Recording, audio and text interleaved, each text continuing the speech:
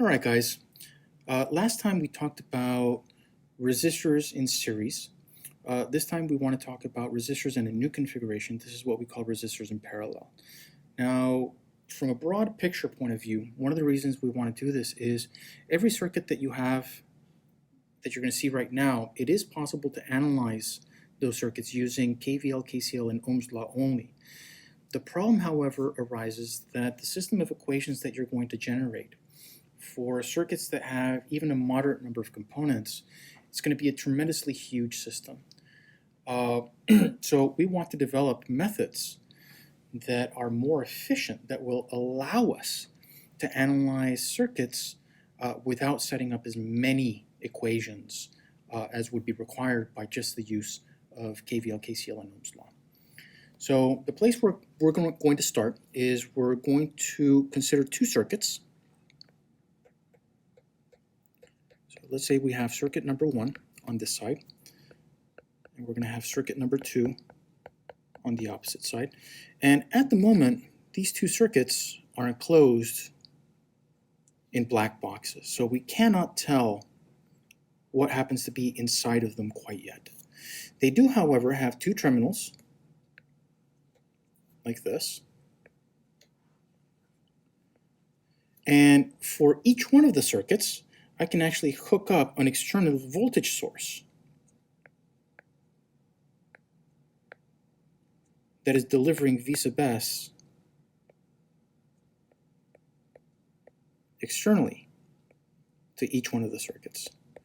Now, if these two circuits are going to be equivalent circuits, then for each value of V sub S, the value of I sub S, the current that's drawn into the circuit because of the presence of V sub S, must be absolutely identical for each one of the circuits. Now, suppose that I come in and I break open the black boxes, and for the first circuit, one of the things that I see is that there is just a simple resistor here that has the value Req. While when I break open the second circuit, I find not just a simple resistor like this, but I actually find two resistors,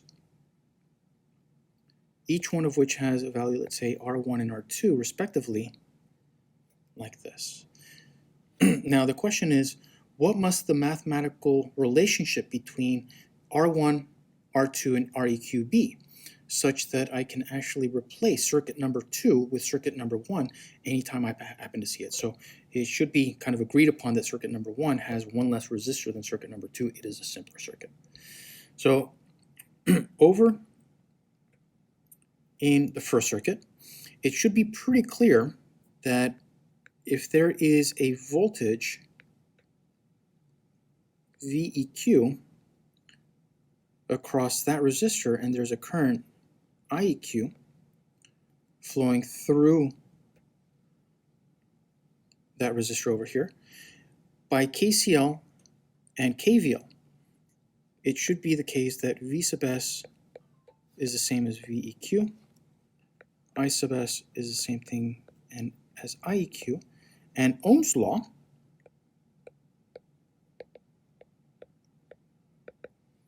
across resistor Req, which states that VEQ is equal to IEQ times Req, should hold. Now, by making the appropriate substitutions, I can then say that V sub S is equal to I sub S times Req, or solving for I sub S, that I sub S is equal to V sub S divided by Req. This is the first one of a few important equations. I'll call this equation number 1, and I'm actually going to box this. This is going to come up later in our analysis. Now, we can run a similar analysis on circuit number 2. So before we do anything over here, one of the things that I want to do is notice that there's some nodes here that I can identify in the circuit. There's this top node that I can label node A. There's another node at the bottom that extends all the way along the bottom of the circuit. I'll call this node B. And on top of that, there are two meshes in the circuit. I'll call this mesh number 1, and over here, I'll call this mesh number 2. Now, before we can actually use KVL and KCL to set up a system of equations, we need to define our circuit variables for each one of the elements. Now, for R1, it's going to have its own voltage, let's say V1, and I've chosen the polarity here on the voltage so that at node A it is a positive polarity and at node B it's negative. This is completely arbitrary. This has been chosen for convenience. Now, I can then define my current I1 that flows from node A through R1 down to node B, and if I'm going to be using the positive version of Ohm's law, it must be going downward.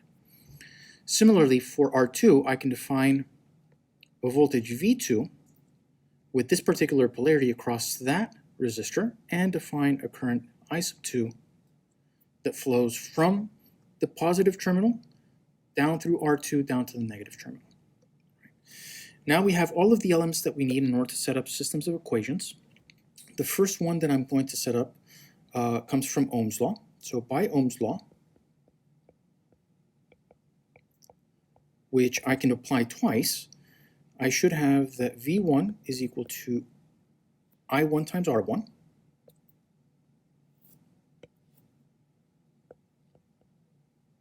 Or rearranging, we have that I1 is equal to V1 divided by R1. And similarly, V2 is equal to I2 times R2. Or by rearranging, I2 is equal to V2 over R2. This is going to be my equation 2 and 3, and we'll get a chance to use these here in a little while as well. Now what I'm going to do is I'm going to use KVL around each one of the 2 loops that I've established. And the first loop that I'm going to use is loop number 1.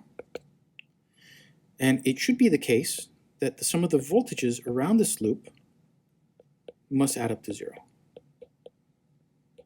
Now, if I start at node B, go up through the voltage source, up to node A, and then back down through the resistor R1, I go through 2 elements. And I go first through a voltage rise of V plus S, or a voltage rise of Vs. So into KVL, I have minus V sub S. And when I go down through the resistor R1, I go through a voltage drop of V1, so into KVL goes plus V1. That should add up to 0. Or, rearranging this, you get that Vs is equal to V1. This is another important result. I'll call this equation 4. Now, I can use KVL around loop number 2 as well. So, by KVL around loop number 2,